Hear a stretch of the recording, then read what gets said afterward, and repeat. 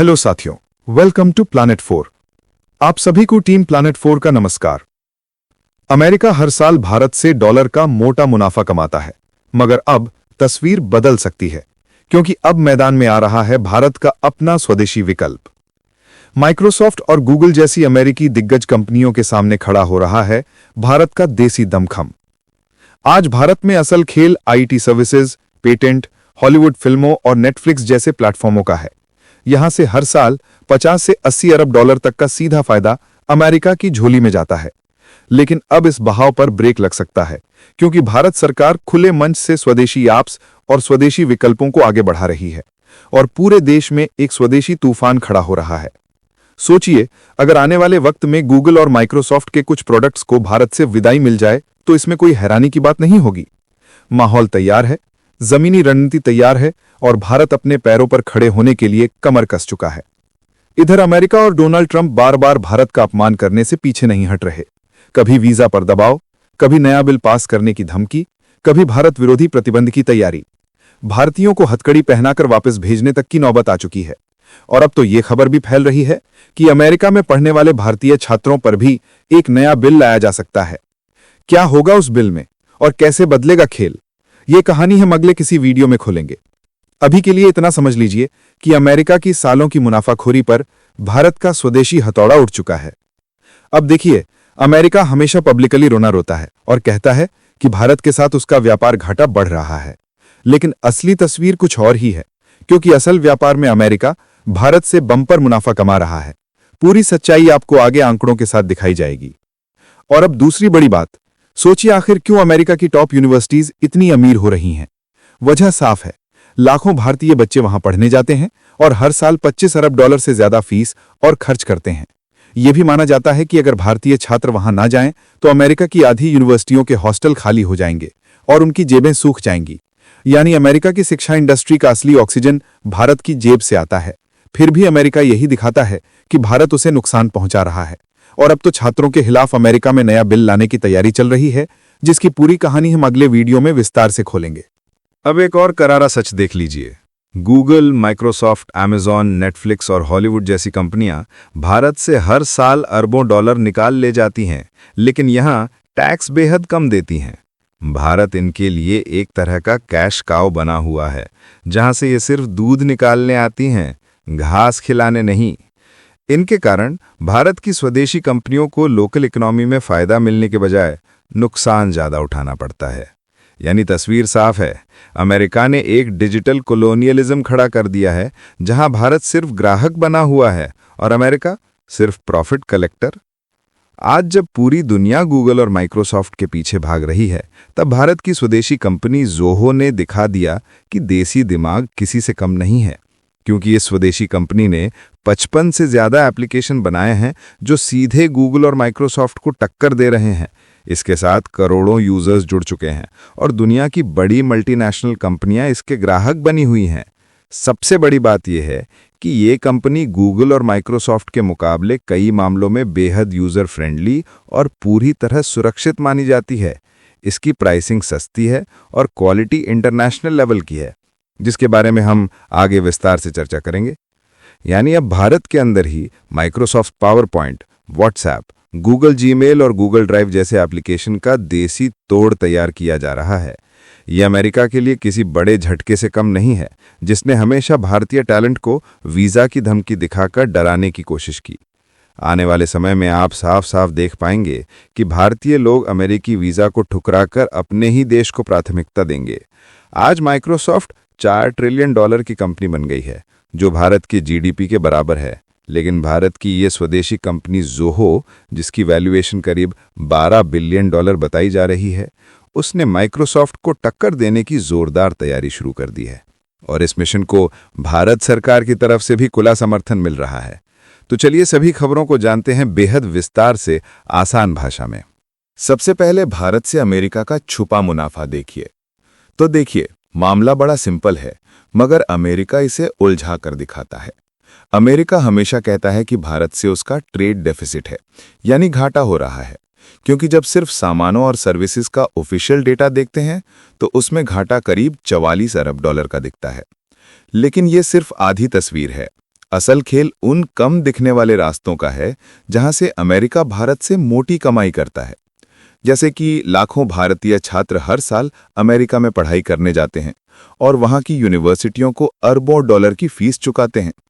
इसी तरह भारतीय आईटी कंपनियां जो अमेरिका को डिजिटल और कंसल्टिंग सेवाएं देती हैं, उससे अमेरिका की कंपनियों को कई गुना फायदा होता है। फिर अमेरिका भारत को रक्षा उपकरण बेचकर भारी मुनाफा कमाता है।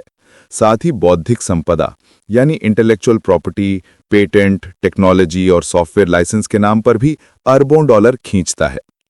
इन सबको जोड़ लें तो अमेरिका का असली नेट सरप्लस 35 से 40 अरब डॉलर तक पहुंच जाता है। और अगर छुपी हुई कमाई भी जोड़ दें तो ये आंकड़ा 80 से 85 अरब डॉलर तक हो जाता है। इसका मतलब ये हुआ कि भारत कोई अमेरिका पर बोझ नहीं है, बल्कि उसकी अर्थव्यवस्था को तेज करने वाला इंजन है। बस अमेरिका पब्लिकली घाटे का रोना रोकर पॉलिटिकल प्रेशर बनाता है। अब सुनिए कि एजुकेशन डॉलर अमेरिका के लिए सबसे बड़ा कैश काउ कैसे बन गया है। तो जब अमेरिका भारत के साथ व्यापार में घाटे की बात करता है तो वो तस्वीर अधूरी होती है, क्योंकि असली कमाई अलग रास्तों से होती है। सबसे बड़ा उदाहरण शिक्षा है, जहां लाखों भारतीय छात्र अमेरिका में पढ़ने जाते हैं और फीस, रहन सहन, बीमा वगैरह पर हर साल 25 अरब डॉलर से ज्यादा खर्च कर देते हैं। यानी भारतीय छात्रों के पैसे से अमेरिकी यूनिवर्सिटियां अमीर होती हैं, जैसे दक्षिणी कैलिफोर्निया यूनिवर्सिटी या न्यूयॉर्क यूनिवर्सिटी। अब टेक सेक्टर देखिए, गूगल, मेटा, अमेज़न और माइक्रोसॉफ्ट जैसी अमेरिकी कंपनियां भारत से विज्ञापन, क्लाउड सर्विस, ऐप्स, डिवाइस और सॉफ्टवेयर सब्सक्रिप्शन के जरिए 15 से 20 अरब डॉलर कमा लेती हैं। लेकिन ये रकम अमेरिका में दिखती है, भारत में इसका टैक्स बहुत कम लगता है। यही नहीं, हॉलीवुड की फिल्में और नेटफ्लिक्स जैसी ओटीटी सेवाएं भी अरबों डॉलर भारत से कमाकर वापस अमेरिका भेज देती हैं, जबकि लोकल इकोनॉमी में बहुत कम खर्च होता है। साफ है कि भारत के लोग और कंपनियां अमेरिका को बड़े पैमाने पर फायदा पहुंचाते हैं, मगर यह कमाई आधिकारिक व्यापार घाटे के आंकड़ों में नहीं दिखती। अब जरा स्ट्रीट की फीस, जीसीसी की कमाई और पेटेंट की रॉयल्टी समझिए। तो अमेरिका सिर्फ सामानों की आयात निर्यात को देखकर घाटा दिखाता है, लेकिन असली मुनाफा उसके बिजनेस मॉडल और छिपे हुए चैनलों से आता है।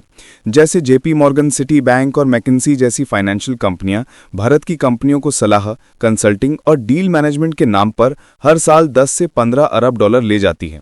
डेल, आईबीएम और वेल्स फार्गो जैसी कंपनियों के ग्लोबल कैपेबिलिटी सेंटर भारत में काम तो करते हैं, हजारों लोग यहां नौकरी भी करते हैं, मगर उनकी कमाई का रिकॉर्ड अमेरिका में दिखाया जाता है और असली राजस्व वहीं दर्ज होता है। इसी तरह दवाइयों और मेडिकल रिसर्च में फाइजर और मर्क जैसे अमेरिकी दिग्गज पेटेंट और टेक्नोलॉजी ट्रांसफर के बहाने 1.5 से 2 अरब डॉलर कमा लेते हैं।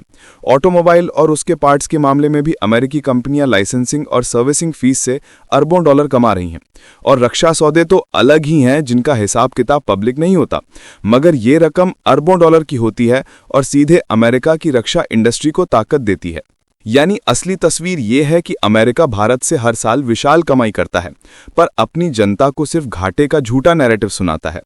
साथियों, आगे बढ़ने से पहले आप सभी को बता दूं कि अगर आप देश, दुनिया, डिफेंस और इकोनॉमी की 100 से ज़्यादा खबरें एक साथ एक ही जगह पर एक ही समय में फटाफट रोज देखना चाहते हैं तो कृपया हमारे साथ जी चिल्स चैनल पर जुड़िए, जहां हम रोज शाम 9 बजे आपके लिए दुनिया की तमाम सारी खबरें एक साथ लेकर आते हैं।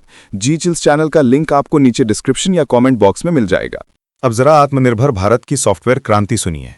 तो असल में ये पूरी कहानी भारत के टेक्नोलॉजी आत्मनिर्भरता की तरफ बढ़ते कदम की है। अभी तक जब भी लोग ऑफिस सॉफ्टवेयर की बात करते थे तो उनके दिमाग में गूगल और माइक्रोसॉफ्ट जैसे विदेशी नाम ही आते थे, लेकिन अब तस्वीर बदल रही है। केंद्रीय आईटी मंत्री अश्विनी वैष्णव ने खुद विदेशी प्लेटफॉर्म छोड़कर देसी कंपनी जोहो को चुना और साफ संदेश दिया कि भारत को अपने उत्पादों पर भरोसा करना चाहिए। जोहो कोई छोटी कंपनी नहीं है, ये चेन्नई से शुरू होकर अब दुनिया के 130 मिलियन से ज्यादा यूजर्स तक पहुंच चुकी है। इतना ही नहीं, अमेज़न और नेटफ्लिक्स जैसी ग्लोबल कंपनियां भी इसका इस्तेमाल करती हैं। यानी ये साबित हो गया कि भारतीय कंपनियां भी उतनी ही मजबूत और सक्षम हैं जितनी विदेशी कंपनियां। मंत्री जी ने यह कदम प्रधानमंत्री नरेंद्र मोदी के स्वदेशी अभियान को मजबूत करने के लिए उठाया और लोगों से भी यही अपील की कि वे स्वदेशी उत्पादों और सेवाओं को अपनाएं। अब यहां खास बात जोहो के संस्थापक श्रीधर वेम्बू का बयान है। उन्होंने एक्स पर साफ लिखा कि जोहो और उसकी सहयोगी कंपनी मैनेज इंजन का प्रोडक्ट सूट इतना बड़ा और इतना गहरा हो चुका है कि ये सीधे माइक्रोसॉफ्ट से मुकाबला कर सकता है। दुनिया में सिर्फ वही अकेली कंपनी है जो माइक्रोसॉफ्ट के बराबर ब्रेड्थ यानी दायरे और डेप्थ यानी गहराई वाले प्रोडक्ट्स देती है। यह बयान ऐसे समय आया जब केंद्रीय मंत्री ने खुद जोहो पर स्विच करके उसका सार्वजनिक समर्थन किया। वेंबू ने मंत्री का धन्यवाद करते हुए कहा कि ये उनके इंजीनियरों के लिए गर्व का और मनोबल बढ़ाने वाला पल है। यानी ये सिर्फ एक मंत्री का पर्सनल चॉइस नहीं, बल्कि एक बड़ा संकेत है कि भारत अब टेक्नोलॉजी में भी विदेशी कंपनियों पर पूरी तरह निर्भर नहीं रहेगा और देसी कंपनियां दुनिया की सबसे बड़ी दिग्गजों को चुनौती देने के लिए तैयार हैं। अब जानिए कि कैसे जोहो बना भारत का गर्व। तो जोहो की कहानी असल में भारतीय आत्मनिर्भरता और नवाचार का जीता जागता उदाहरण है। इसे श्रीधर वेंबू और टोनी थॉमस ने 1996 में शुरू किया था और खास बात यह रही कि इसने कभी भी बड़े बाहरी निवेश पर बहुत ज्यादा निर्भरता नहीं दिखाई। धीरे धीरे ये कंपनी सॉफ्टवेयर की दुनिया में एक साम्राज्य बन गई जिसमें 55 से ज्यादा एप्लीकेशन मौजूद हैं। चाहे ईमेल हो, project management, HR, customer relationship management, accounting या फिर एनालिटिक्स, हर जरूरत का समाधान जोहो ने खुद बनाया। इसका नारा made in India, made for the world ये दिखाता है कि भारतीय दिमाग किसी भी वैश्विक कंपनी से कम नहीं है। चेन्नई मुख्यालय और तमिलनाडु के ग्रामीण इलाकों से ऑपरेशन करने के बावजूद आज जोहो 100 से ज्यादा देशों में सक्रिय है और इसके 100 मिलियन से ज्यादा यूजर हैं। अब आप सोचिए, जब Amazon, Netflix, Deloitte, Toyota, Sony और लोरियल जैसी बहुराष्ट्रीय कंपनियां जोहो का इस्तेमाल करती हैं, तो ये कंपनी कितनी शक्तिशाली बन चुकी है। जोहो के प्रोडक्ट सीधे माइक्रोसॉफ्ट और गूगल जैसे दिग्गजों को चुनौती देते हैं। उदाहरण के लिए जोहो राइटर, जोहो शीट और Zoho Show Microsoft Word, Excel और पावर पॉइंट के विकल्प हैं। इसी तरह जोहो मेल, जोहो क्लिक और जोहो वर्क ड्राइव संवाद और डेटा स्टोरेज का पूरा पैकेज देते हैं। Zoho CRM, Zoho Books, Zoho Invoice और जोहो एक्सपेंस ने बिजनेस चलाने के लिए पूरा इकोसिस्टम तैयार किया है। यहां तक कि मानव संसाधन प्रबंधन के लिए जोहो पीपल और भर्ती प्रक्रिया के लिए जोहो रिक्रूट तक सब कुछ मौजूद है।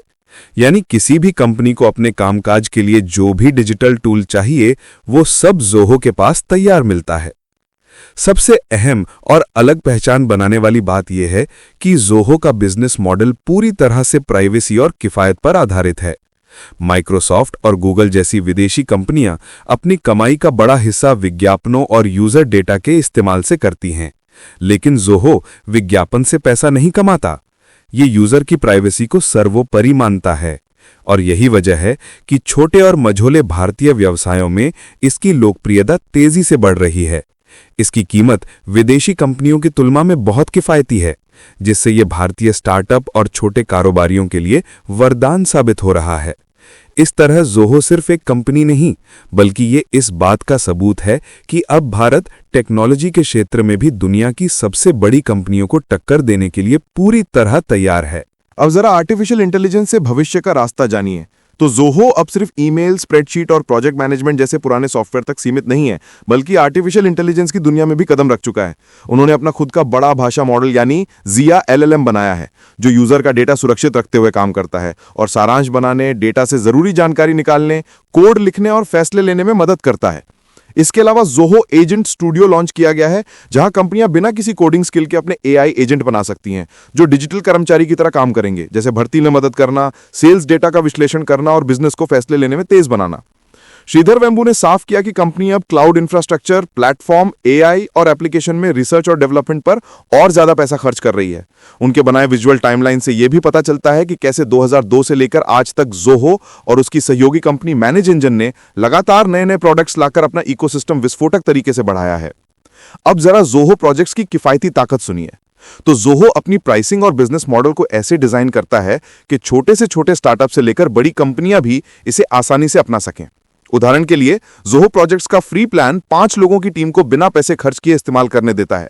अगर टीम बड़ी है तो प्रीमियम प्लान है, जिसकी वार्षिक कीमत प्रति यूजर सिर्फ 353 रुपए बैठती है, और अगर कोई बहुत बड़ी कंपनी है तो वो एंटरप्राइज प्लान ले सकती है, जिसमें अनलिमिटेड प्रोजेक्ट्स चल सकते हैं और उसकी कीमत भी सिर्फ 796 रुपए सालाना प्रति यूजर है, यानी विदेशी कंपनियों के मुकाबले बेहद सस्ता और फिर भी फीचर से भरपूर। इसी मॉडल से जोहो दिखाता है कि भारतीय आत्मनिर्भरता का मतलब सिर्फ देसी होना नहीं, बल्कि किफायती और मजबूत विकल्प देना भी है। यही नहीं, श्रीधर वेंबू ने हाल ही में सेल्सफोर्स जैसी विदेशी कंपनी पर तंज कसा कि उन्होंने एक नॉन प्रॉफिट संगठन के लिए स्लैक की कीमत कुछ $1000 से बढ़ाकर कई लाख डॉलर कर दी। यह उदाहरण बताता है कि विदेशी कंपनियां अक्सर ग्राहकों को कीमतों से जकड़ लेती हैं, जबकि जोहो अपनी पहचान वैल्यू, प्राइवेसी और बिना विज्ञापन वाले मॉडल से बना रहा है, जिससे ग्राहक को भरोसा और सस्ते में बेहतरीन सर्विस दोनों मिलती है। इस वीडियो में फिलहाल इतना ही। जल्द मिलते हैं एक और नई अपडेट के साथ। जाने से पहले वीडियो को लाइक करके चैनल को सब्सक्राइब कर लें। धन्यवाद।